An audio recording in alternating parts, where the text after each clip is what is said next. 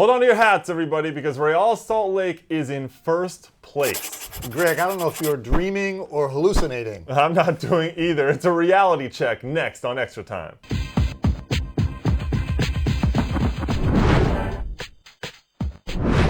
Hey everybody, Greg and Shep from ET, and this week on the show, it's a jam-packed affair. We're going to be talking about Real Salt Lake in first place for the first time.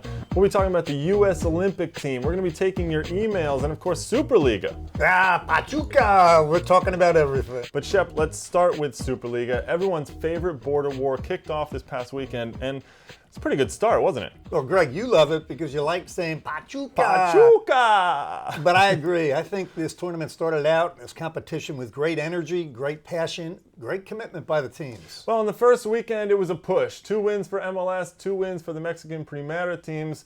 And, it got us thinking a little bit about the rivalry between Mexico and the U.S.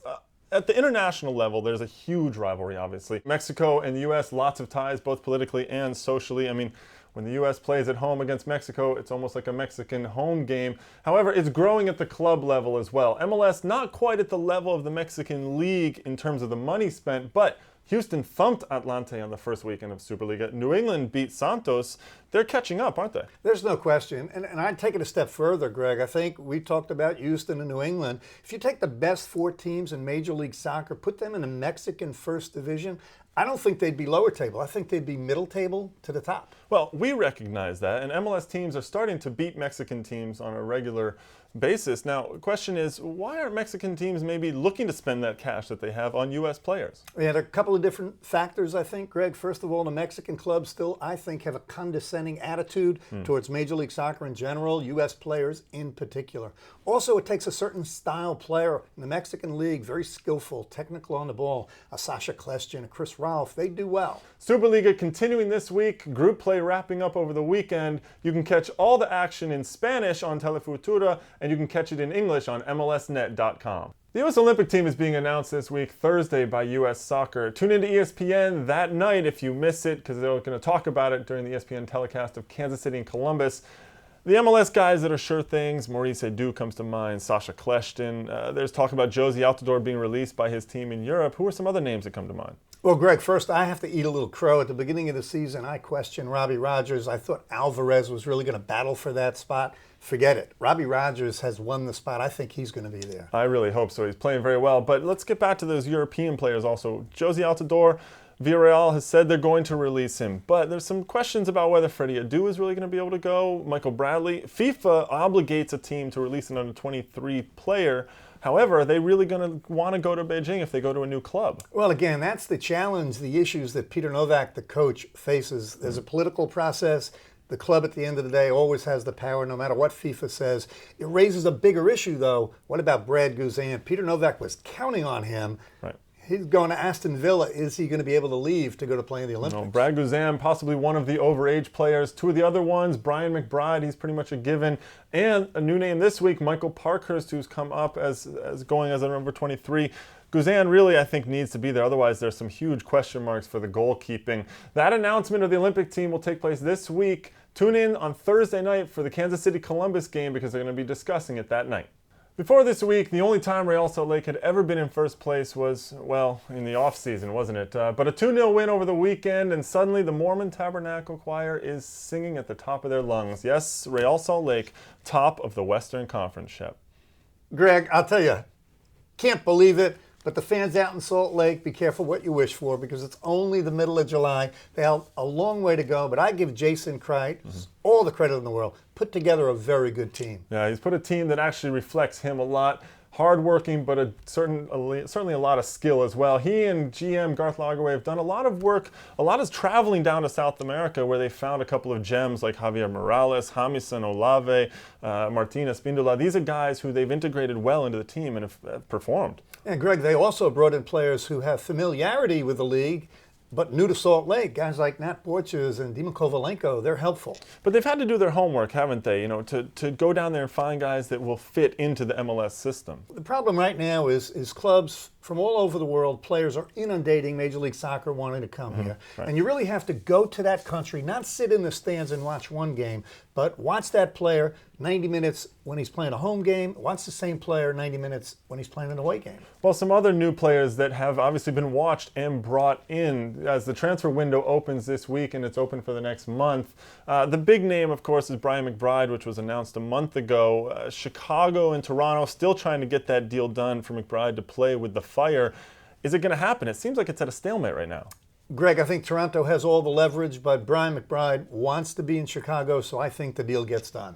Well, some other names that have come up. Nate Jakwa is back in Houston. Josh Wolf returning from Germany to rejoin the Kansas City Wizards. What's their impact going to be on their teams, you think? Well, for Kansas City, that's the player they need up top for Claudio Lopez to try and find Josh Wolf. As for Houston, Jakwa and Brian Ching have played well before, but there's always a question for me. Two very similar type players. How will they play now?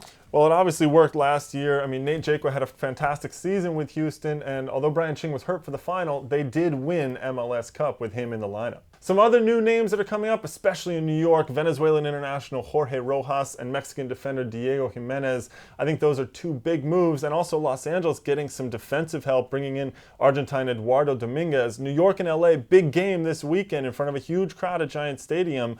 These are big acquisitions that they needed, really. Yeah, those are critical acquisitions. Galaxy, way to go. Get some help on the defensive side of the ball. I think he should be a very good player for them. As for New York, they're looking for a central playmaker to feed Juan Pablo Angel. Rojas historically has been a left-sided midfield player, left back, but they're going to ask him to play that creating central attacking player. Well, San Jose also making some moves. They brought in Darren Huckerby after a trade with Toronto. They also traded for Scott Seeley from Kansas City. As the transfer window continues, we'll cover as much of it as we can. Time to jump into the mailbox, and as always, don't forget to include your address and your shirt size, because if we use one of your emails, we'll send you one of our cool new ET t-shirts. This week, we got a few emails from Toronto fans, like this one from David Canning, who wants to know, how come there are no TFC players in the All-Star First 11? Shep, no love for Canada. David, good email. The fans voted. I agree with you, David. The one player that I'd put there first would be Carl Robinson. Arguably, for me, one of the best holding defensive midfielders in the league. Well, no TFC players in the first 11, but earlier this week, the league released the reserves for the All-Star team as picked by Coach Steve Nicol and the Commissioner Don Garber, and a TFC player there, Jim Brennan, the defender and captain for Toronto, making the team. What do you think of the list overall, though? I mean, some questions about some players that aren't there. Well, it's always a question mark when you're trying to pick an All-Star team, but where is John Bush? Where's Scalotto? Where's Emilio? Where's Steve Ralston? Those guys belong as well. Well, some of them might come in when players are taken away for the Olympic team, I would imagine. Onstad, of course, a Canadian, so a little bit of a homecoming for him to come back for this one. Another question that came in from Mark in Costa Mesa and Nathan in Chicago, who both ask, is this the year that a non-MLS team will win the U.S. Open Cup? And Mark, I'm going to tell you this. No. No. The reality is that whoever wins the New England-DC match is going to win the final. The USL teams did well to get to this point, but they're not going to get the win. A third email this week comes from Ben A., who is as mad as a bull right now, and he feels, why are Claudio Reyna and the New York Red Bulls getting a free pass? Arguably, Reyna is a worse DP signing than Danielson. Shep, what's going on? Ouch. Ben, it's a fair question. I can't draw the same comparison because Danielson was only a one-year guaranteed contract. He was a bust in terms of ability and attitude. The reason that Claudio Reyna is getting a pass, and I'm not going to argue that it's been a disastrous designated player signing, but Claudio Reyna, for everything he's done at the club level in Europe over the body of work of his career in World Cups, you knew the risk. You were rolling the dice because injury was always going to be a factor with Claudio Reyna. Especially on the turf at Giants Stadium as well. So no lack of effort by Claudio Reyna. It turned out to be a bad move, but that's the way it goes. 2020 retrospect, it didn't quite work out for them. If you have any emails, you can always get in touch with us at extratime@mlsnet.com. And don't forget to send your address and your shirt size, and we'll get you a t-shirt if we use your email. Keep them coming in for us. We love them. Time now for the Volkswagen Wow Moment of the Week. Shep, take it away. Chicago against Toronto, and I do love goals. The ball's played into Chris Ralph, takes it, puts it on the right foot, rips it past Sutton. Wow. What's the defender doing it, backing up like that? But a fantastic goal from Chris Rolfe, and that is the Volkswagen Wow Moment of the Week. Well, that's all we have for you this week on Extra Time. Join us next week where we will be in Toronto for all of the All-Star festivities, and we will kick it around.